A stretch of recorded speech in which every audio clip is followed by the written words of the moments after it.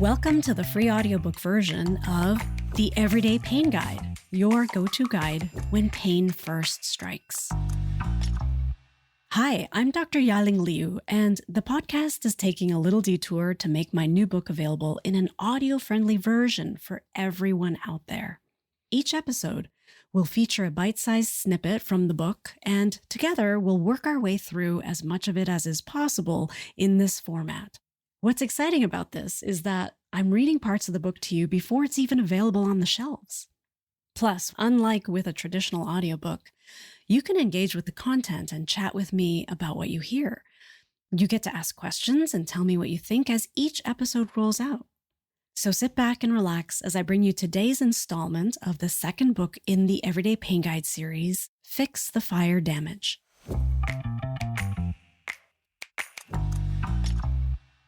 In the last episode, we heard Ed's story and how he was able to get a better handle on his low back and hip pain by looking at aspects of his body chemistry with the help of the Body Chemistry Action Plan. Today's episode is all about how Charlene also makes use of the release, retrain, and reinforce tools inside of the Body Chemistry Action Plan. But in her case, it's to address mid-back and chest pain. Again, if you're listening to these episodes out of sequence, I recommend going back to episode 4, where you'll get a recap of all 3 stories, and check out episode 11, where you'll get more context about Charlene's pain as she navigated the first section of the book about body mechanics. Don't worry, the names of all patients in my stories have been altered to preserve confidentiality. Each clinical anecdote is a combination of some of the most common situations I see. And as usual, the information, techniques, and suggestions discussed here are not intended as a substitute for your own medical care. Always consult a healthcare provider before implementing any advice referenced here.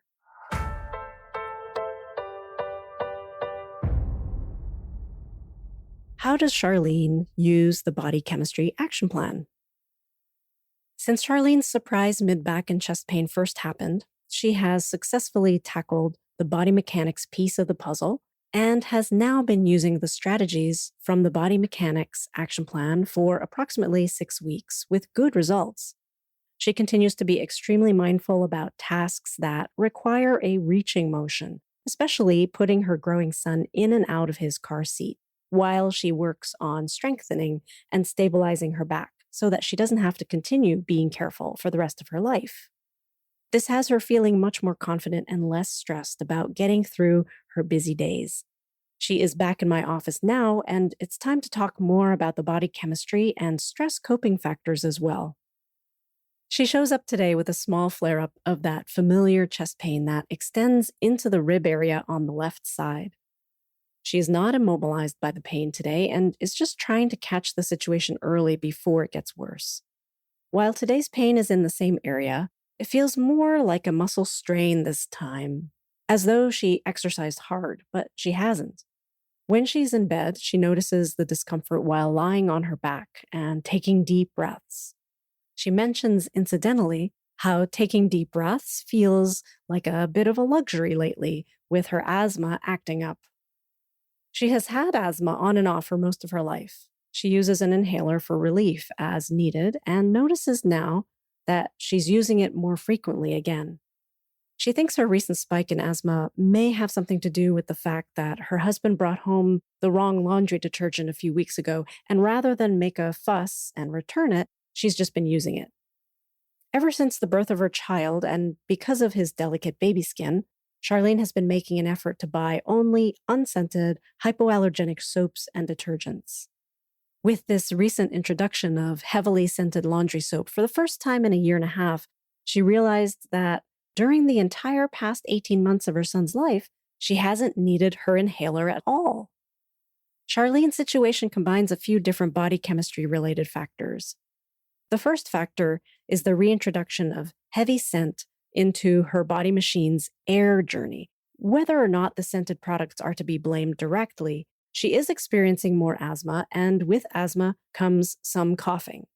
The increased coughing seems to have triggered the return of chest and rib pain, similar to what she first had.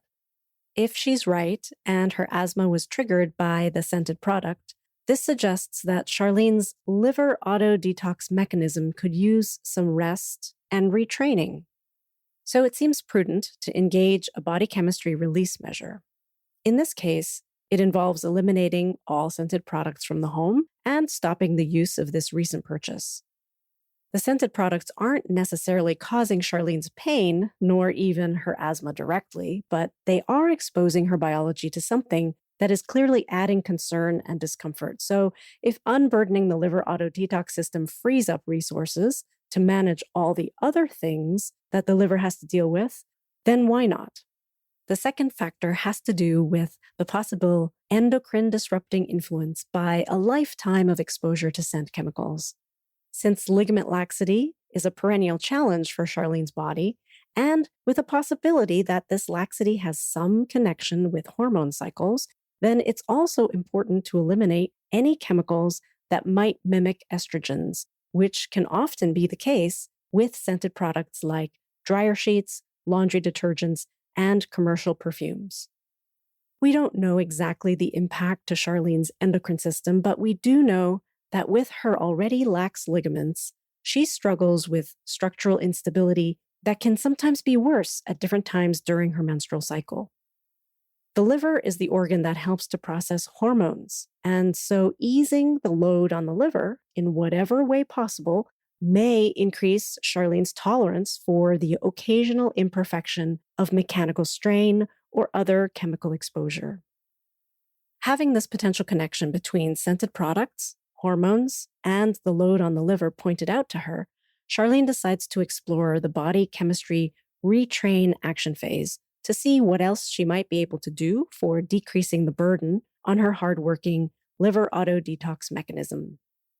She decides that supporting the activate and neutralize steps of her liver auto-detox is actually easier to do than she thought.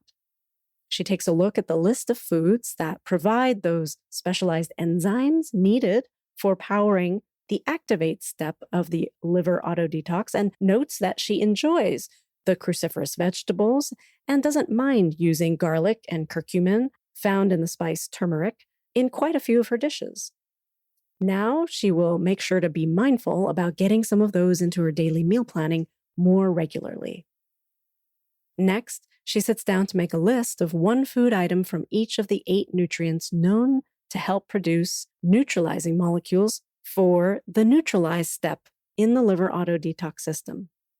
She puts the list on her fridge to remind herself to include those each day as well. Her top choices are red chard, chicken, beets, eggs, seaweed snacks, pumpkin seeds, and lentils. These are all items she often has in her kitchen already. Now she'll make a concerted effort to prepare meals for the freezer that include these ingredients for easy use throughout the week. Charlene really enjoys a hearty soup from her childhood called borscht, made of beef, beets, and cabbage. She also found a great recipe for lentils with curried chicken, where she can easily add turmeric for the curcumin content. There are many other fun stews and dishes that she finds online when using some of the above favorite ingredients as her search terms. You would think with how well she eats and her regular physical activity as a yoga instructor and dancer that bowel movements would be no problem for Charlene. But she has been so busy for the past year and a half that often she finds herself putting it off when she feels the signal, and by the time she finally has a moment to relax in the bathroom, the urge to eliminate has long passed. Before she realizes it, a day or two can go by before she has a full bowel movement, which didn't used to be the case, but now she has come to accept it as her new normal. What's interesting to note about this coincidental slowdown in her elimination of solid waste is the fact that constipation may impact the endocrine system. Remember that the longer that solid waste hangs out in the colon, the more chance there is for reabsorption of things back into the bloodstream. And it happens that the metabolites of estrogen have been found to be some of those things. Reabsorbed estrogen increases the level of circulating hormones, which has been associated with estrogen dominance, a condition that's linked with many menstrual problems, including a change in ligamentous stiffness, as it's referred to in the literature. I review with Charlene some of the strategies from the body chemistry reinforce action phase to encourage elimination of solid waste, including the behavioral repatterning. Some of that includes attention to using breathing as a tool that can mechanically drive gut motility, both during time on the toilet and more generally throughout the day. Regular sessions of increased breathing frequency and intensity, as with cardiovascular exercise, even just 15 to 30 minutes a day, can help to massage the gut, enhancing circulation and movement through the system. Charlene researches some avenues for breath work, which is a broad field of various practices of breath focus. While she takes time to find the approach that best resonates with her, she recommits to daily longer and brisk walks with the jogging stroller during this time when she's not dancing and not teaching yoga more than a few days a week.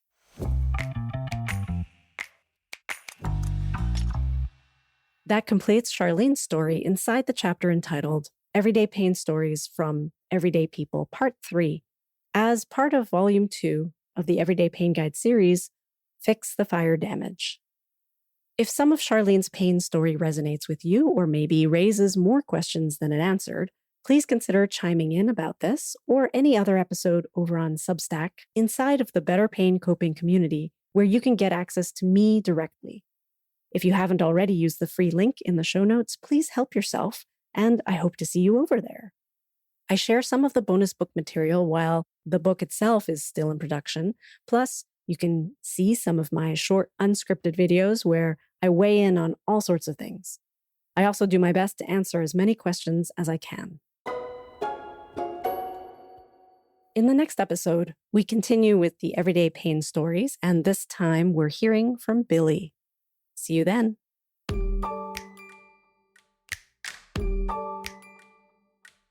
This episode was an excerpt from The Everyday Pain Guide, your go-to guide when pain first strikes. Written and narrated by me, Dr. Ya-Ling Liu, with audio editing and production provided by Organized Sound Productions. Do you have questions or comments about today's episode? You can shoot me an email anytime at hello@stopeverydaypain.com.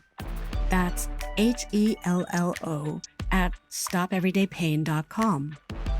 If you have friends or family members who you know are struggling with persistent, recurring aches and pains, tell them to check out the podcast while they're waiting for the book.